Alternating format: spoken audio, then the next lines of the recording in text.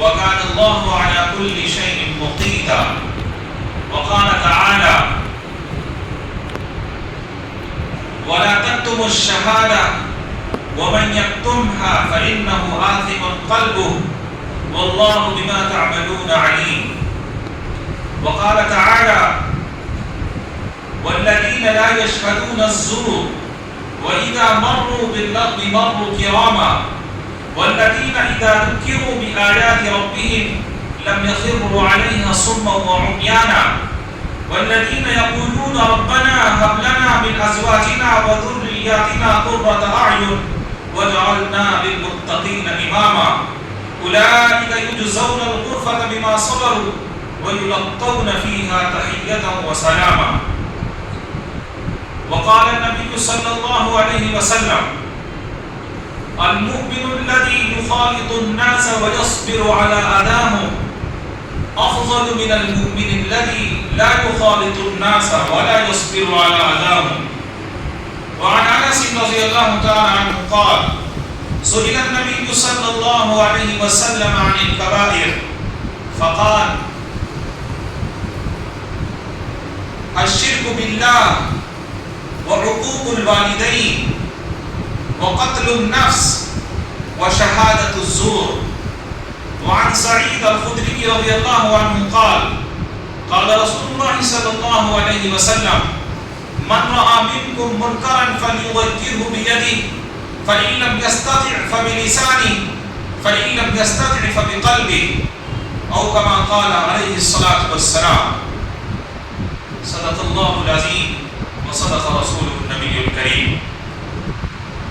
معزز و مکرم سامعین، آج جمعہ کا مبارک دن ہے.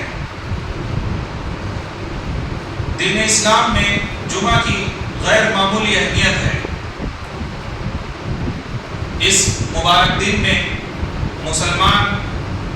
شہروں کی بڑی مساجد میں اکٹھا ہوتے ہیں اور اپنی دینی، ملی، معاشرتی ذمہ داریوں کے بارے میں غور و فکر کرتے ہیں،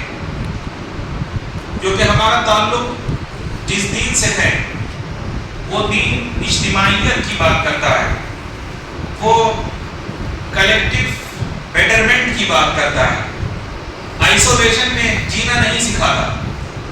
صرف اپنا فائدہ، اپنا انٹرسٹ، اپنی فیملی، یہ اس سوچ سے اوپر اٹھاتا ہے. اور آج کا جو دن ہوتا ہے جمعہ، جس کا مطلب ہی ہے جمع ہونا، جماعت، اکٹھا ہونا، اس لیے اکٹھا ہوا جاتا ہے تاکہ ہمارے اندر اجتماعیت پیدا ہو، تاکہ ہم ہمارے جو دینی ملی مسائل ہیں اس پر غور و فکر کریں، تاکہ ہماری صفوں میں اتحاد پیدا ہو، تاکہ ہم سوشل بیٹرمنٹ کے بارے میں سوچیں، تاکہ ہم اپنی اکانومی کی اصلاح کے بارے میں سوچیں. اس لیے جمع ہوتے ہیں تاکہ ہم سیاست کو پاکیزہ بنانے کی کوشش کریں. سامعین محترم، اس کی وجہ یہ ہے کہ دین اسلام ایک جامع دین ہے. زندگی کا کوئی ایسا شعبہ، کوئی ایسا ڈپارٹمنٹ اور کوئی ایسا واک آف لائف نہیں ہے جس میں دین اسلام رہنمائی نہ کرتا ہو، جہاں پر اس کے لیے رہنما اصول اور پرنسپلز موجود ہوں، خواہ اس کا تعلق انڈیویجول لائف سے ہو یا سوشل لائف سے ہو، خواہ اس کا تعلق معاشرت سے ہو یا اس کا تعلق سیاست سے ہو. زندگی کے ہر شعبے میں وہ ہمیں گائیڈ کرتا ہے، ہمارے لیے گائیڈ لائنز جاری کرتا ہے، جس کی روشنی میں ہم اپنی اجتماعی زندگی کی جو بنیادیں ہیں اس کو مضبوط کر سکتے ہیں اور اس میں آئی کمیوں کو دور کر سکتے ہیں. حاضرین کرام، اس وقت صوبہ کرناٹک میں مسلمانوں کے سامنے جو سب سے اہم مسئلہ ہے وہ 10 تاریخ کو ہونے والا انتخاب ہے. یہ وہ الیکشن ہے جس میں آپ کی اور ہمارے ووٹ کی اہمیت بہت زیادہ ہوگی. الیکشن یا انتخاب کا نام آتے ہی ہمارے ذہن میں کچھ تصویریں چلنے لگ جاتی ہیں، کچھ امیجز سامنے آتی ہیں، کیونکہ الیکشن نہ صرف یہ کہ ہماری انڈیویجول لائف پر اثر انداز ہوتا ہے بلکہ ہماری سوشل اور دینی زندگی کو بھی متاثر کرتا ہے. ہم جو ووٹ کاسٹ کرتے ہیں کا ہوتا ہے. ہمارے تعلیمی مدارس، تعلیمی ادارے، ہمارے ایجوکیشنل انسٹیٹیوٹ کیا رخ اپنائیں گے اور کس اورینٹیشن کو اختیار کریں گے، اس کا سے سیاست یا الیکشن کے دن پورے اتحاد کے ساتھ اور پوری ذمہ داری کے ساتھ ووٹنگ کے لیے نکلنا، ووٹ کاسٹ کرنے کے لیے نکلنا، یہ صرف کانسٹیٹیوشنل رائٹ نہیں ہے بلکہ یہ ایک دینی فریضہ بھی ہے. حاضرین کرام، اگر ہم ملک کے مسائل پر غور کریں اور جو کرنٹ ایشوز اور کرنٹ افیئرز ہمارے ملک میں چل رہے ہیں، اگر ہمارا ایمان اللہ پر نہ ہو اور ہم آخرت پر یقین نہ رکھتے ہو تو یقیناً یہ حالات مایوس کر دینے والے ہیں. کیونکہ برسر اقتدار جو پولیٹیشنز ہیں ان کے یہاں کوئی انسانیت، کوئی شرافت، کوئی اخلاقی حدود کچھ بھی نہیں. خواہ وہ آپ نظر دوڑائیں جنتر منتر پر جہاں پر خواتین مولسٹیشن کا الزام ایک پولیٹیشین پر لگائے ہوئے ہیں اور کئی دنوں سے وہ دھرنا دے رہی ہیں، کوئی ان کی سنوائی کرنے والا نہیں. سڑک پہ چل رہے لوگ پولیس کسٹڈی میں میڈیا کے سامنے جبکہ ویڈیو ریکارڈنگ ہو رہی ہوتی ہے، دو بھائیوں کو کرمنلز آ کر کے قتل کر دیتے ہیں، گولیوں سے بھون دیتے ہیں، لیکن ہماری جو ایگزیکٹو ہے اس طرح کے جرائم روکنے میں بالکل ناکام ثابت رہی. ایک خاص کمیونٹی کو خاص طور پر نشانہ بنایا جا رہا ہے اور ہمارے نوجوانوں کو اور بچوں کے دلوں میں اس طرح کی امیجز دکھا کر کے کہ دیکھو تم کتنے بے بس اور کمزور ہو اس ملک میں، تمہارے اہم ترین پولیٹیشینز کو اور تمہارے جو امپورٹنٹ لیڈرز کو ان کو ہم جب چاہیں جیل کی سلاخوں کے پیچھے ڈال سکتے ہیں اور جب چاہیں ان کو مار سکتے ہیں. یہ سچویشن کریٹ کر کے اور اس طرح کے مسائل ہمیں دکھا کر وہ ہمیں ڈی موٹیویٹ کرنا چاہتے ہیں. ہمارے بچوں کو اور ہمارے نوجوانوں کی آنکھوں میں جو سپنے ہیں آگے بڑھنے کے، ترقی کرنے کے دنیا اور آخرت میں، وہ اس کو چھین لینا چاہتے ہیں. لیکن ناظرین محترم، ہمارا تعلق جس دین سے ہے وہ ہر حال میں امید کی بات کرتا ہے، وہ ہمیں ہوپ دیتا ہے، وہ ہمیں ایکسپیکٹ کرنا سکھاتا ہے. اور ہمارے جو ایجوکیشنل ایکسپرٹس ماضی میں گزرے، خاص طور پر ابن خلدون رحمۃ اللہ علیہ نے لکھا ہے کہ کوئی بھی قوم جس کو سپریس کیا جائے اور جس کو دبایا جائے اور اس کے لیے نفرت کا، جبر کا، ہیٹریٹ کا اور پرسیکیوشن کا ماحول کریٹ کیا جائے تو دراصل مخالف اور اپوننٹ یہ سمجھ رہے ہوتے ہیں کہ وہ ختم ہو رہی ہے، لیکن وہ ختم نہیں ہو رہی ہوتی بلکہ اس کے اندر زندگی کے آثار تبھی پیدا ہونا شروع ہوتے ہیں. وہ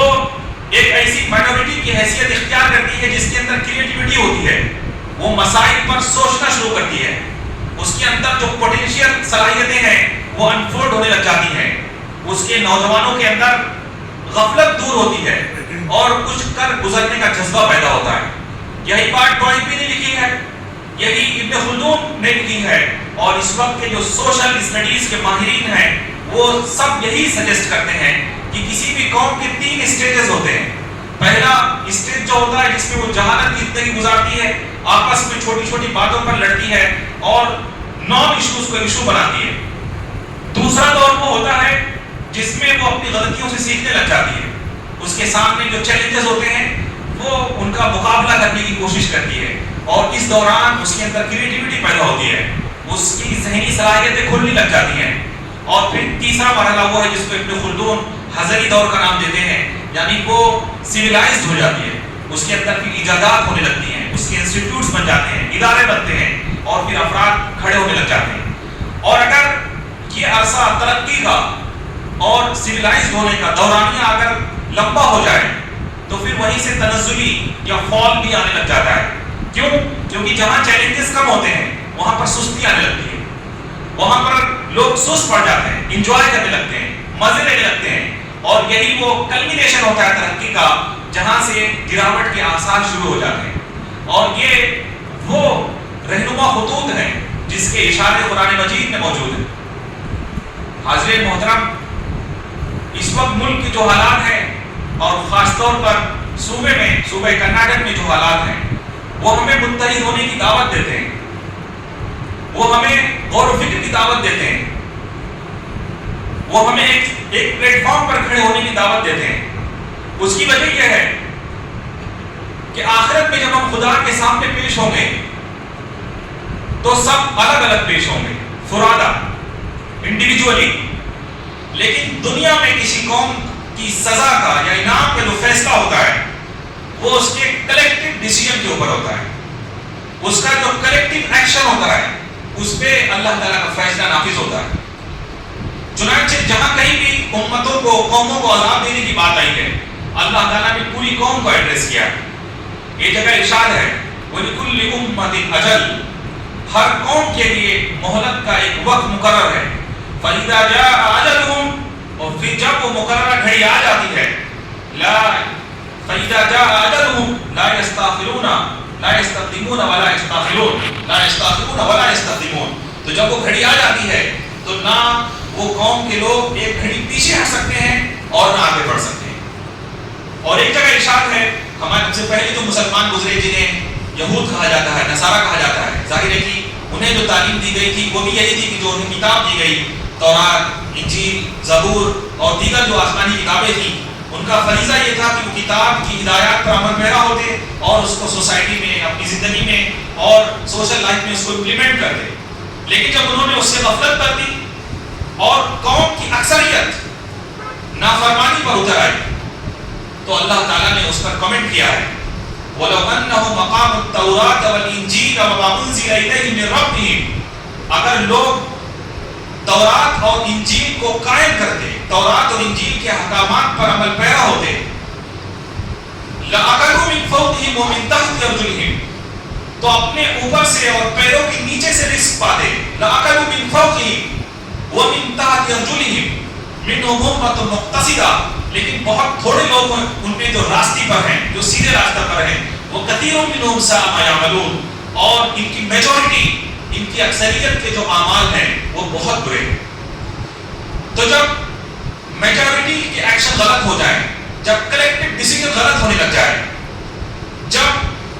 معاشرے کی اکثریت فساد کا اور بد اخلاقی کا شکار ہو جائے تو پھر الگ الگ عبادت کر لینے سے اور الگ الگ اپنے رویے درست کر لینے سے کام نہیں چلتا۔ پھر تو اللہ تعالیٰ کہتا ہے وَاتَّقُوا فِتْنَةً لَا تُصِيبَنَّ الَّذِينَ ظَلَمُوا مِنكُمْ خَاصَّةً، ڈرو اس فتنے سے، اس آزمائش سے کہ جو صرف تم میں سے ان لوگوں کو لاحق نہیں ہوگا جو ظالم ہیں، بلکہ وہ سب کو اپنی چپیٹ میں لے گا۔ یہ الگ بات ہے کہ آخرت میں جو صالحین ہیں وہ بچا دیے جائیں گے، لیکن دنیا میں جو انجام ہونا ہے سارے کے سارے لوگ اس میں شریک ہوں گے۔ حاضرین کرام، یہی وجہ ہے کہ ہماری یہ ملکی، دینی اور ملی ذمہ داری ہے کہ 10 تاریخ کو ہونے والا جو الیکشن ہے اس کے لیے ہم تیار ہو جائیں۔ اپنے اپنے علاقے میں ہر فرد 10 گھر تک کم سے کم اپنے جو نیبرز ہیں ان کا ذہن بنائیں، ان کو ووٹ کی اہمیت سمجھائیں اور بتائیں کہ یہ جو ووٹ کاسٹ کیا جائے گا وہ کس طرح سے ہمارے بچوں پہ اثر انداز ہوگا، ہماری تعلیم پر اثر انداز ہوگا، ہماری جو سیاسی پوزیشن ہے اس صوبے میں اس کا فیصلہ ہوگا۔ اور اس کو یوں نہ سمجھیے کہ ووٹ کاسٹ کرنا ایک دنیاوی مسئلہ ہے، بلکہ دین اسلام میں ووٹ کی غیر معمولی اہمیت ہے۔ حاضرین کرام، ووٹ کی ایک حیثیت گواہی کی ہے، اور گواہی کے بارے میں اللہ تعالیٰ کا ارشاد ہے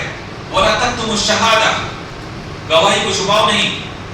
گواہی چھپانا کیا ہے؟ آپ یہ کہیں کہ میں ووٹ ڈالنے جاؤں گا تو مجھے کیا مل جائے گا، یا آپ یہ کہیں کہ ایکس پارٹی بھی غلط ہے اور زیڈ پارٹی بھی غلط ہے تو میں ووٹ ڈالوں تو اس کا فائدہ کیا ہوگا،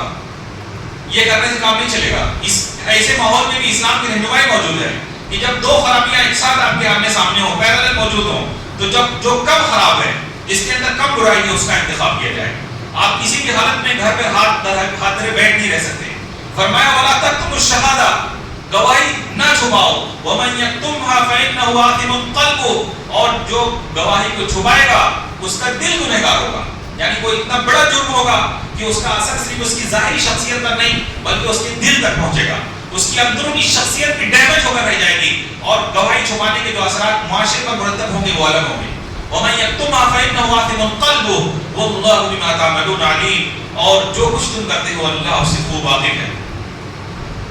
حاضرین کرام، ووٹ ایک گواہی ہے، اور گواہی کے بارے میں ایک دوسری جگہ اللہ تعالیٰ کا فرمان ہے، یا ایھا الذین آمنوا کونوا قوامین بالقسط، اے ایمان والو انصاف پر قائم ہو جاؤ، قسط پر، عدل پر قائم ہو جاؤ، جسٹس پر قائم ہو جاؤ۔ شہداء للہ، اللہ کے لیے اس کی گواہی دیتے ہوئے، وَلَوْ عَلَىٰ أَنفُسِكُمْ وَبِالْوَالِدَيْنِ وَالْأَقْرَبِينَ، بھلے ہی یہ گواہی تمہاری اپنی ذات کے خلاف یا تمہارے والدین کے خلاف یا تمہارے رشتہ داروں کے خلاف ہی کیوں نہ پڑے۔ إِن يَكُنْ غَنِيًّا وَفَقِيرًا فَاللَّهُ أَوْلَىٰ بِهِمَا، کوئی غریب ہو یا امیر ہو، اللہ اس بات کا زیادہ حقدار ہے کہ اس کے قانون کی پابندی کی جائے۔ فَلَا تَتَّبِعُوا الْهَوَىٰ أَن تَعْدِلُوا، اس لیے اللہ کے حکم کو نظر انداز کر کے خواہشوں کی پیروی نہ کرنا کہ کہیں رائے حق سے ہٹ جانا۔ فَلَا تَتَّبِعُوا الْهَوَىٰ أَن تَعْدِلُوا وَإِن تَلْوُوا أَوْ تُعْرِضُوا فَإِنَّ اللَّهَ كَانَ بِمَا تَعْمَلُونَ خَبِيرًا، اور یاد رکھو کہ اگر گواہی کو چھپانے کی کوشش کرو گے یا اس کو ڈسٹارٹ کرنے کی کوشش کرو گے تو اس کی سزا لازماً پاؤ گے، اس لیے کہ جو کچھ تم کرتے ہو اللہ اس سے خوب واقف ہے۔ تو اس سے معلوم یہ ہوا حضرین کرام کہ گواہی چھپانا، گواہی کے اندر توڑ مروڑ کرنا یا گواہی دینے سے پیچھے ہٹنا، یہ اسلام میں بہت بڑا جرم ہے۔ چنانچہ ایک صحابی ہیں حضرت انس ابن مالک رضی اللہ تعالیٰ عنہ، وہ کہتے ہیں کہ سئل النبی صلی اللہ علیہ وسلم عن الکبائر، کہ رسول اللہ صلی اللہ علیہ وسلم سے کبیرہ گناہوں کے بارے میں پوچھا گیا، فقال، تو آپ نے ارشاد فرمایا، الشرک باللہ، اللہ کے ساتھ شریک کرنا کبیرہ گناہ ہے، وعقوق الوالدین، اور والدین کی نافرمانی کرنا، وقتل النفس، اور بے گناہ کسی کی جان لینا، کسی بے قصور کی جان لینا، اور فرمایا وشہادۃ الزور، اور جھوٹی گواہی دینا۔ جھوٹی گواہی دینا، گواہی کے لیے نہ جانا، گواہی سے پیچھے ہٹنا، یہ سب اس میں شامل ہے، یہ کبیرہ گناہ ہوتا ہے۔ اور فرمایا جو اس جرم سے بچتے ہیں، جو اس گناہ سے اوائڈ کرتے ہیں اللہ کی خوف کی وجہ سے، تو اس کا انعام بھی قرآن مجید میں بیان کیا گیا۔ بتایا کہ ایسے لوگ اللہ کے بندے ہیں، ایک اللہ کے بندوں کی جو صفات سورہ فرقان میں بیان ہوئی، اس میں سے کچھ صفات اس طرح بیان ہوئی ہیں کہ والذین لا یشهدون الزور، اللہ کے بندے وہ ہیں جو جھوٹی گواہی نہیں دیتے۔ وَإِذَا مَرُّوا بِاللَّغْوِ مَرُّوا كِرَامًا، اور جب وہ کسی بےہودہ چیز پر سے ان کا گزر ہوتا ہے تو شرافت اور ڈگنیٹی کے ساتھ گزرتے ہیں۔ لغو کہتے ہیں ہر اس بات کو جس کو کلچرڈ اور مہذب لوگ اچھا نہ سمجھتے ہوں۔ کہیں پر کوئی ایسی مجلس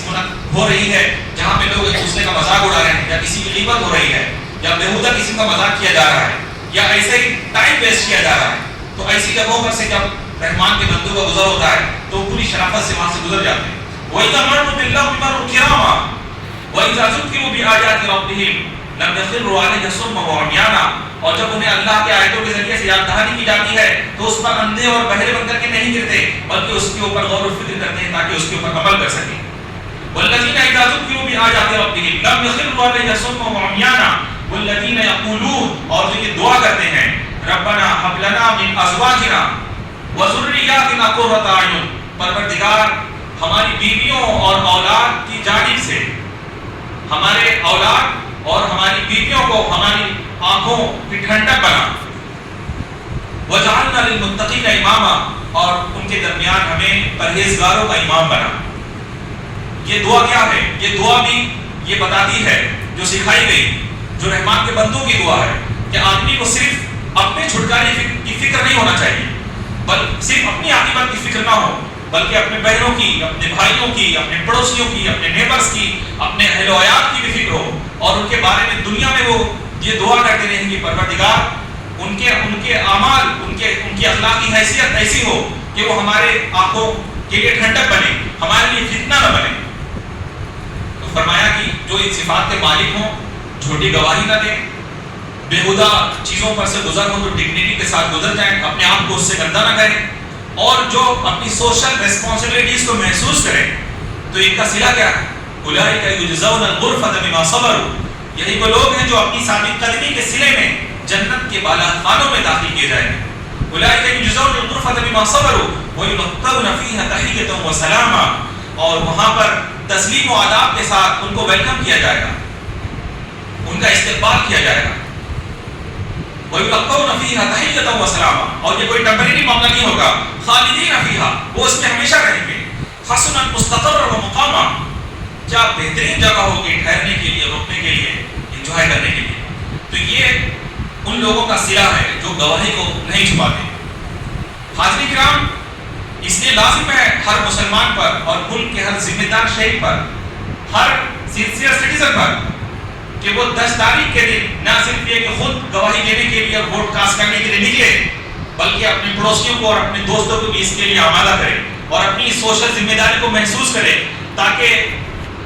وہ لوگ الیکٹ ہو کر کے علاقے میں آئیں، ایسے ایم ایل ایز آئیں جو اپنی ذمہ داری کو محسوس کریں، جن کے اندر ڈسکریمنیشن نہ ہو. آپ ووٹ ڈال کر یہ گواہی دیتے ہیں کہ میں جس شخص کے لیے گواہی دے رہا ہوں، میں سمجھتا ہوں کہ یہ شخص یہاں اس علاقے کے لیے مفید ہوگا اور اپنی ذمہ داریوں کو بخوبی ادا کرے گا. اس احساس کے ساتھ اگر آپ ووٹ کاسٹ کرنے جاتے ہیں تو آپ کی یہ نیت، آپ کا یہ انٹینشن اس دنیاوی کام کو آپ کے لیے دینی کام بنا دے گی. جس کو آپ دنیاوی کام سمجھتے ہیں ووٹ کاسٹ کرنا، وہ عین دینی عمل بنے گا، کیونکہ آپ ایک اچھے پرپز اور ایک اچھے مقصد کے ساتھ آپ جو بوتھ ہوتا ہے وہاں پر جاتے ہیں اور ووٹ کاسٹ کرتے ہیں.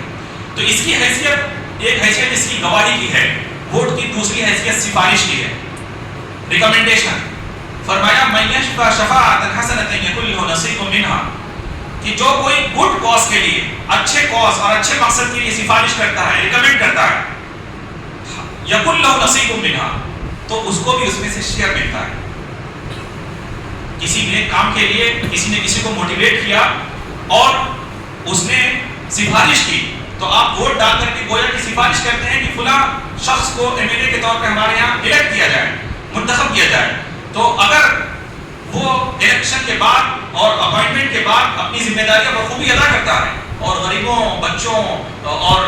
سوسائٹی میں انصاف قائم کرنے کے لیے جدوجہد کرتا ہے، تو اس کو جو ثواب ملے گا وہی ثواب ووٹ کاسٹ کرنے والوں کو بھی ملے گا. من یشفع شفاعۃ حسنۃ یکن لہ نصیب منہا ومن یشفع شفاعۃ سیئۃ یکن لہ کفل منہا. اور جو کوئی برے مقصد کے لیے سفارش کرتا ہے، پیسے کی لالچ میں آ کر، رشوت کی لالچ میں آ کر اور اپنا پرسنل بینیفٹ دیکھ کر کہ فلاں سے میرے ذاتی تعلقات ہیں، اور آپ جانتے ہیں کہ اگر آپ اس کو ووٹ کاسٹ کریں گے تو یہ امت کے مجموعی حق میں نقصان دہ ہوگا اور آپ کا ووٹ ضائع ہو جائے گا. فضا اس طرح نظر آتی ہے، لیکن صرف رشوت کے چکر میں یا پرسنل جو آپ کے ریلیشنز ہیں اس کو بچانے کے لیے اگر آپ ووٹ کاسٹ کرتے ہیں اور وہ بندہ الیکٹ ہو کر کے آتا ہے، تو جو ڈیمیج وہ سوسائٹی میں کرے گا اور جو فساد برپا کرے گا اور جس کا جو گناہ اس کو اس کی وجہ سے ملے گا، اس گناہ میں آپ بھی شریک ہوں گے، ہم بھی شریک ہوں گے. اس لیے یہ ایک بہت اہم ذمہ داری ہے کہ آپ جس کے حق میں سفارش کریں وہ تمام نمائندگان میں اور تمام امیدواروں میں نسبتاً اچھا ہو. کوئی بھی دودھ کا دھلا نہیں ہوتا، لیکن آپ اپنی ضمیر کی عدالت میں فیصلہ کریں اتنے کینڈیڈیٹس ہیں، اس میں سے سب سے زیادہ حقدار میں اس کو سمجھتا ہوں، اور اس میں کوئی بھی دنیا کی لالچ، کوئی پیسے کی لالچ اور کوئی ذاتی تعلق ایسے میں سامنے نہیں آنا چاہیے. تو ووٹ کی حیثیت حضرت کرام گواہی کی ہے، ووٹ کی حیثیت سفارش کی ہے، اور دونوں ایک انتہائی اہم ذمہ داری کے کام ہیں. اور بالکل اسی طرح سے آپ جس کے حق میں ووٹ کرتے ہیں گویا اس کو اپنے اوپر وکیل بناتے ہیں، آپ اس کو اپنا لائر بناتے ہیں، آپ اس کو ایڈوکیٹ بناتے ہیں کہ وہ آپ کے افیئرس کو اچھی طریقے سے چلائے. تو جب آپ اپنا کوئی پرسنل کیس ہوتا ہے تو ایک لائر کو ہائر کرنے سے پہلے 10 چیزیں اس کے اندر دیکھتے ہیں، اس کا ماضی کا ریکارڈ دیکھتے ہیں، کیا وہ جھوٹ بولتا ہے، غلط کیسز لیتا ہے کہ نہیں لیتا، اور کورٹ میں آپ کا مقدمہ صحیح طریقے سے وہ پیش کر پائے گا یا نہیں کر پائے گا. جس طرح سے یہ ساری چیزیں آپ انشور کرتے ہیں، بالکل اسی طرح ووٹ کاسٹ کرنے سے پہلے کینڈیڈیٹ کے بارے میں آپ وکیل کی حیثیت سے بھی اس کو سوچیں گے کہ ہم اس کو اپنا نائب بنانے جا رہے ہیں، اپنا وکیل بنانے جا رہے ہیں، تو کیا یہ شخص ذمہ داری ادا کر پائے گا. تو یہ 3 ووٹ کی حیثیتیں ہیں جو انتہائی ایکسٹراڈنری ہیں، انتہائی غیر معمولی ہیں. اگر کوئی مسلمان یہ سمجھتا ہے کہ یہ دنیا کا معاملہ ہے، اس وجہ سے میں ووٹ کاسٹ نہیں کروں گا، یا یہ سوچتا ہے کہ میں ووٹ کاسٹ کروں گا لیکن پرسنل بینیفٹ کو دیکھ کر کروں گا، یا یہ سوچتا ہے کہ ووٹ کاسٹ کروں گا لیکن جو پارٹی پیسہ دے گی یا کوئی پرسنل فائدہ دے گی اس کی بنیاد پہ کروں گا، تو وہ ایک انتہائی بڑے جرم کا ارتکاب کرے گا، جس کا خمیازہ نہ صرف یہ کہ اس کو اس دنیا میں بھگتنا ہوگا بلکہ آخرت میں خدا کی عدالت میں بھی وہ بڑا مجرم بن کر پیش ہوگا. جھوٹی گواہی دینے والا کبیرہ گناہ کا مرتکب ہوتا ہے، اور رسول اللہ صلی اللہ علیہ وسلم نے صحیح حدیث میں اس کی مذمت فرمائی ہے. اس لیے حضرات کرام اس وقت اس بات کی سب سے زیادہ ضرورت ہے کہ ہم ووٹ کی امپورٹنس کو، اس کی اہمیت کو سمجھیں، اس کی جو دینی گریوٹی ہے اور اس کی جو سنجیدگی ہے اس کو ہم پوری طرح سے سمجھیں اور دوسرے لوگوں کو بھی سمجھائیں. حضرات کرام یہی وہ موقع ہے الیکشن کا جس میں مسلمانوں کو اپنے صفوں میں اتحاد پیدا کرنے کی فکر ہونی چاہیے، اور اس موقع پر جو بھی اختلافات ہیں، جو بھی ڈیفرنسز ہیں، اس کو آپس میں سالو کر لینا چاہیے. وہ صرف آپس ہی کے نہیں بلکہ برادران وطن کی جو دوسری مائنورٹیز ہیں ان کے ساتھ بھی تعلق استوار کرنا چاہیے، اور ان کو بتانا چاہیے کہ یہ جو لوگ ہیں جو اس وقت برسر اقتدار ہیں یہ کسی میں بھی نہیں ہوتے. اس وقت جو جنتر منتر پہ خواتین دھرنا دے رہی ہیں وہ کہاں سے؟ وہ مسلمان تو نہیں ہیں، لیکن ان کو بھی انصاف لینے کے لیے کتنی تبادل کرنی پڑ رہی ہے، اور کس طرح سے پولیس ان کے ساتھ ٹریٹمنٹ کر رہی ہے. تو آگ اگر لگے گی تو سارے گھروں میں لگے گی، ملک میں بدامنی پھیلے گی تو نقصان سب کا ہوگا، خواہ ہندو ہو یا مسلم ہو. اس لیے اس بات کو سب کو سمجھنے کی ضرورت ہے اور سب کو سمجھانے کی ضرورت ہے. اور اللہ کا یہ ارشاد ہر مسلمان کو یاد رکھنا چاہیے، یا ایھا الذین آمنوا اتقوا اللہ حق تقاته، اے ایمان والو اللہ سے ڈرو جیسا کہ اس سے ڈرنے کا حق ہے. ولا تموتن الا وانتم مسلمون، اور جب دنیا سے رخصت ہو تو اسلام کے ساتھ رخصت ہو. تمہاری موت اسلام پر رہنی چاہیے. یعنی تقوی کا معاملہ، اللہ سے ڈرنے کا معاملہ وہ صرف رمضان تک نہیں ہے. تقوی کی پریکٹس اور اس کی ٹریننگ جو رمضان میں لی جاتی ہے وہ اس وجہ سے کی جاتی ہے تاکہ سال بھر زندگی کے ہر معاملے میں مسلمان اس پر عمل پیرا رہیں اور اللہ کا لحاظ اور اس کا خوف اپنے دل میں رکھیں. وَلَا تَمُوتُنَّ إِلَّا وَأَنْتُمْ مُسْلِمُونَ، مرتے دم تک اسی اصول پر قائم رہنا ہے. اور فرمایا وَاعْتَصِمُوا بِحَبْلِ اللَّهِ جَمِيعًا، اور سب مل کر کے اللہ کی رسی کو مضبوطی سے پکڑ لو. وَلَا تَفَرَّقُوا وَاعْتَصِمُوا بِحَبْلِ اللَّهِ جَمِيعًا وَلَا تَفَرَّقُوا، اور آپس میں فرقوں میں نہ بٹو، تفریقہ نہ کرو. اس کو وَاعْتَصِمُوا بِحَبْلِ اللَّهِ جَمِيعًا وَلَا تَفَرَّقُوا وَاذْكُرُوا إِذْ أَنْتُمْ أَعْدَاءً، اور اس بات کو یاد رکھو کہ جب تم دشمن تھے فَأَلَّفَ بَيْنَ قُلُوبِكُمْ، تو اللہ نے تمہارے دل جوڑ دیے. فَأَصْبَحْتُمْ بِنِعْمَتِهِ إِخْوَانًا، اور تم آپس میں اللہ کے فضل و رحمت سے ایک دوسرے کے بھائی بن گئے. جو پہلے آپ صلی اللہ علیہ وسلم کی بعثت سے پہلے جو عربوں کی حالت تھی وہ دیکھیے، اور وہ لوگ جو دین سے دور رہتے ہیں کس طرح چھوٹی چھوٹی باتوں کے لیے آپس میں لڑتے ہیں. نہ ان کا مقصد میں کوئی اشتراک ہوتا ہے، نہ زندگی کا کوئی گول ہوتا ہے. تو جب زندگی کا کوئی واضح مقصد نہ ہو تو چھوٹی چھوٹی باتوں پر لوگ آپس میں لڑتے ہیں. لیکن اسلام آ جانے کے بعد اس طرح کے ہر ڈیفرنسز کوئی معنی نہیں رکھتے. اصل جو چیز ہوتی ہے وہ کامن گول ہوتا ہے جو ہر مومن کا ہے. اور ہر مومن کا کامن گول کیا ہے؟ ہر مومن کا کامن گول یہ ہے کہ وہ اللہ پر سچا ایمان لائے. مومن کا کامن گول کیا ہے؟ کہ وہ امر بالمعروف کرنے والا ہو، لوگوں کو بھلائی کی تلقین کرنے والا ہو، اور نہیں انل منکر کرنے والا ہو، برائیوں سے روکنے والا ہو. یہ ہمارے کامن گولز ہیں اور ہمارے پاس یہ واضح مقاصد موجود ہیں. اور کسی بھی قوم کو جوڑنے کے لیے اور ایک پلیٹ فارم پر آنے کے لیے سب سے پہلے مقصد کی وحدانیت ضروری ہوتی ہے. یعنی ایک کامن ویژن، ایک کامن بلیف ہو، سب کا جو یقین ہو، سب کا جو سپنا ہو وہ ایک ہو. تو ایسے میں اس قوم کے قریب آنے سے اور یونائٹ ہونے سے کوئی نہیں روک سکتا. ہمارے پاس تو متحد ہونے کی بے شمار بنیادیں ہیں، فاؤنڈیشن ہیں، لیکن جو باطل قوتیں ہیں ان کے پاس اس ملک کو دینے کے لیے کچھ نہیں ہے. ان کی ورڈنگ نوٹ کی جائے، جس طرح کے الفاظ اپنے الیکشن کیمپین میں یوز کر رہے ہیں کہ ریزرویشن چھین لیں گے، ہار گئے تو فساد صوبے میں کرا دیں گے اور یہ کر دیں گے، اور مسلمانوں کو کی شہریت چھین لیں گے اور CAA اور NRC نافذ کر دیں گے. صرف نیگیٹو گولز ہیں، صرف نیگیٹو باتیں ہیں، صرف منفی پروپیگنڈا ہے. ان کے پاس صحیح بات کرنے کے لیے اور ایک پلیٹ فارم پر آنے کے لیے کوئی پازیٹیو فاؤنڈیشن موجود نہیں ہے. اور دوسری طرف مسلمانوں کو یونائٹ ہونے کے لیے اور اس ملک کا جو سیکولر اور انصاف پسند طبقہ ہے اس کو ایک پلیٹ فارم پر آنے کے لیے اس کے پاس دسیوں مقاصد موجود ہیں. سارے مسلمان چاہتے ہیں اور اس ملک کا ہر انصاف پسند طبقہ چاہتا ہے کہ کرمنل سسٹم کا اس ملک سے خاتمہ ہونا چاہیے. یہاں پر سب کو مساوات ملنی چاہیے، ایکوالٹی ملنی چاہیے. اور یہ جو کاسٹ کی بنیاد پر، کلر کی بنیاد پر ڈسکریمنیشن کیا جاتا ہے اس کا خاتمہ ہونا چاہیے. اور ہماری جوڈیشری کو ہر حال میں انصاف کرنا چاہیے، ایگزیکٹو کو ایمانداری کے ساتھ کام کرنا چاہیے. یہ وہ مقاصد ہیں جو اس ملک کے ہر انصاف پسند طبقے کے ہیں. اور مسلمانوں کی دینی اور ملی ذمہ داری ہے کہ وہ امر بالمعروف اور نہی عن المنکر کی ذمہ داری کو محسوس کریں اور بھلائی کو عام کرنے کے لیے، بیٹرمنٹ کو عام کرنے کے لیے irrespective of the religion وہ زمین پر نکل کھڑے ہوں اور برائی کا خاتمہ جہاں تک وہ کر سکتے ہیں وہ کریں۔ چنانچہ حضرت ابو سعید خدری کی روایت ہے، وہ فرماتے ہیں کہ آپ صلی اللہ علیہ وسلم نے فرمایا